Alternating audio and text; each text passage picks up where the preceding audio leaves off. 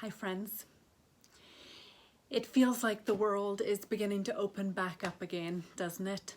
Perhaps over the last week or two, you've had time to enjoy some time and space outside with friends. Maybe you've scheduled a haircut. Maybe you've even eaten outside at a restaurant.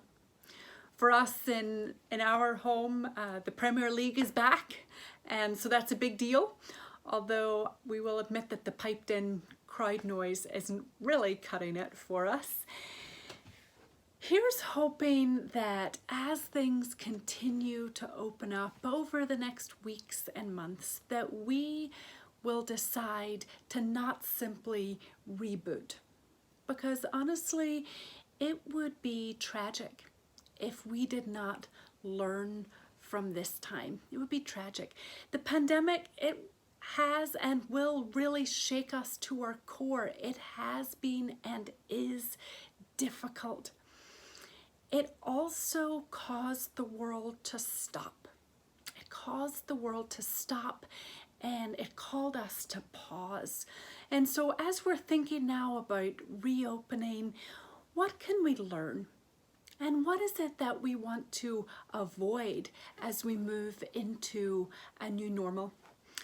The Pulitzer Prize winner Marilyn Robinson once described our times, our modern times, with this phrase. She said, "We have a sense of joyless urgency." Joyless urgency. Isn't that a phrase that just resonates deeply, that you just want to turn over in your soul? And I remember it. Do you remember it? The packed calendars and the moving from one meeting to the next meeting, driving here, there, and everywhere, trying to keep up with everything and with everyone, maybe squeezing in a family dinner here and there, worried that somewhere along the way that we would be missing out if we didn't make it to every single little thing.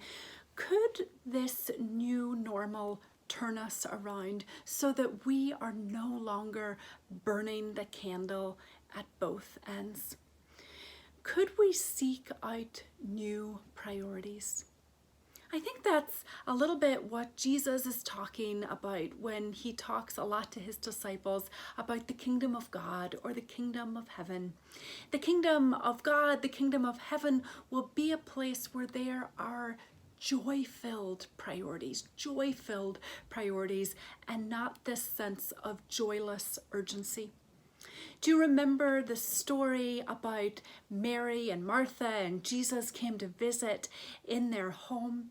And Martha is just scurrying around here, there, and everywhere and trying to prepare everything, prepare meals. She gets really frustrated with her sister Mary, who has just chosen to sit at the feet of Jesus. But rather than reprimand Mary for just sitting and listening, Jesus actually commends Mary for that very thing, for prioritizing that which is right. I wonder if we might be forced by what has been bad, this pandemic, to break with our Martha-paced life, to move from a joyless urgency into a season of joy-filled priorities. Can we create a new way to be and to live? Can we as Christians model that for the world around us as the world begins to open up?